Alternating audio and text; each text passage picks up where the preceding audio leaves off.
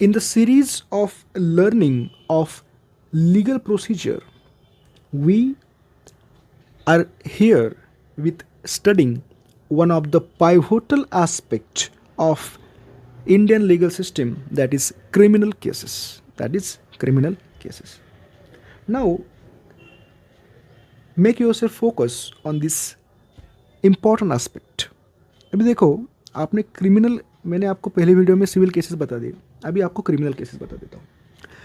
एक चीज़ याद रखो, जब मैंने फर्स्ट वीडियो में आपको बताया था कि अगर आप इस कंट्री में रहते हैं, इंडिया में, if you are citizen of this country, तो आपकी ये ड्यूटी बनती है कि कोर्ट को आप हेल्प करेंगे, कोर्ट को आप हेल्प करेंगे। अभी समझो, आप कोर्ट को हेल्प करेंगे। आप कोर्ट को हेल्प क्यों करते हैं? Because you live this country, और इस देश में आपका अधिकार है कि आपको, आपकी जो ज़िंदगी चल रही है, आप जो जैसे रह रहे, वहाँ पे आपको सिक्योरिटी प्रोवाइड की जाए, या आपके खिलाफ कोई क्राइम ना हो।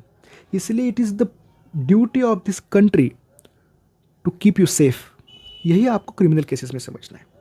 तो criminal cases are related with offence और क्राइम। अगर कहीं पे कोई ऑफेंस होता है, क्राइम होता है, आपको मैं बताऊंगा ऑफेंसेस क्राइम किस प्रकार के होते हैं। बेसिकली आपको बस इतना याद रखना है कि आपके साथ कोई ऑफेंस होता है, क्राइम होता है, तो उस केसेस में क्रिमिनल केसेस लगते हैं। Okay, maintaining law and order is the prime duty of government. जिस गवर्नमेंट के अंडर आप रहते हो, उसके वो जो गवर्नमेंट है, India government, Indian central government, Indian state government, जितने भी होते हैं, उनका एक is their prime duty to maintain law and order. उनकी ड्यूटी है, गवर्नमेंट की ड्यूटी है कि आपको सेफ रखेंगे, गवर्नमेंट की ड्यूटी है आपको सेफ रखेंगे।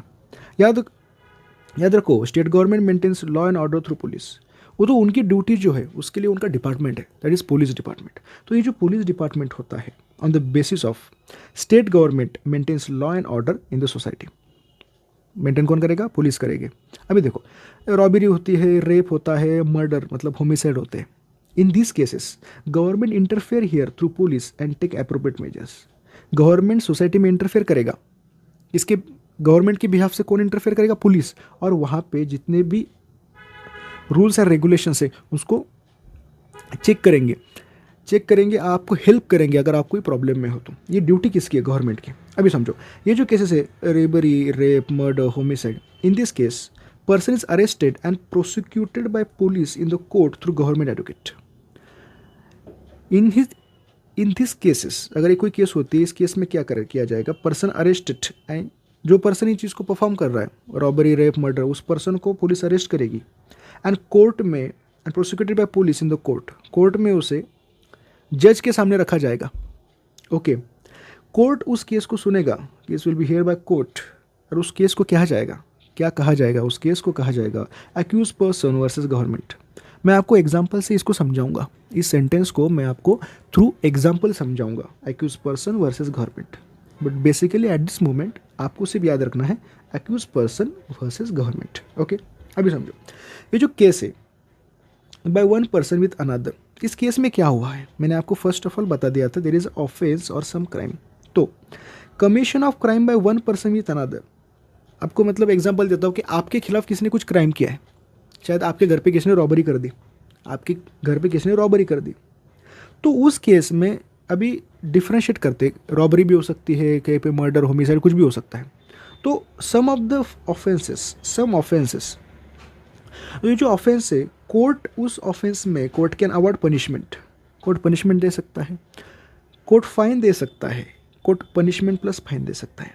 सिविल केसेस में आपने देखा था कि court cannot award punishment, court punishment नहीं दे सकता।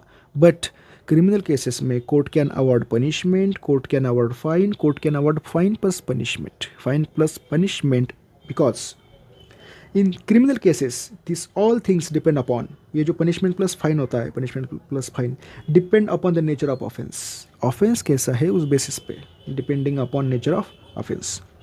याद रखना, criminal cases work on criminal laws, criminal laws के एग्जाम्पल है BNS, BNSS, BSA, भारतीय न्याय संहिता, भारतीय नागरिक सुरक्षा संहिता, भारतीय साक्ष्य अधिनियम। अभी ये जो नाम है ना, इसे यहाँ पे आपको ये नेम्स बस आपको ये याद रखना है, BNS, BNSS, BSA। इसको मैं डिस्क्राइब करूँगा in detail in the ongoing videos. बस आपको यहाँ पे इनके सिर्फ नाम याद करना है, मैं डिस्क्राइब करूँगा, डोंट वरी। अभी मैंने बोला था मैं आपको एक एग्जांपल से बताऊंगा एक्यूज पर्सन वर्सेस गवर्नमेंट। समझो, इस इमेज को देखो, इस इमेज को देखो, ये जो घर है, ये जो हाउस है, ये हाउस है वाई का, कोई तो वाई पर्सन है, उसका ये घर है। कहाँ पे है? महाराष्ट्र स्टेट में, महाराष्ट्र स्टेट में। अभी यहाँ पे कोई तो चोर है, ये चोर क्या करता है इस महाराष्ट्र स्टेट में, समझो वाई का घर मतलब आपका घर है, आपके घर पे चोरी करता है। कौन करेगा? एक्स नाम का पर्सन, एक्स नाम के पर्सन ने चोरी की। अभी चोरी की, आपने पुलिस को फ़ोन किया, पुलिस आ गई, महाराष्ट्र पुलिस आ गए, महाराष्ट्र पुलिस आ गई और महाराष्ट्र पुलिस ने उस पर्सन को पकड़ लिया। अभी क्या बोला था मैंने, पुलिस क्या करेगा? पुलिस उस पर्सन को प्रोसिक्यूट करेगा, prosecute by police in the court. तो उस पर्सन को पुलिस पहले पकड़ेंगे, अरेस्ट करेंगे।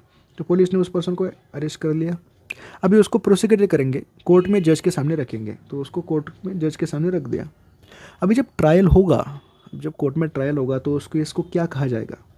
इसको कहा जाएगा criminal case X versus the government of Maharashtra, X versus the government of Maharashtra, X versus government of Maharashtra, वही accused person versus government. Okay, यही तक था। Thank you.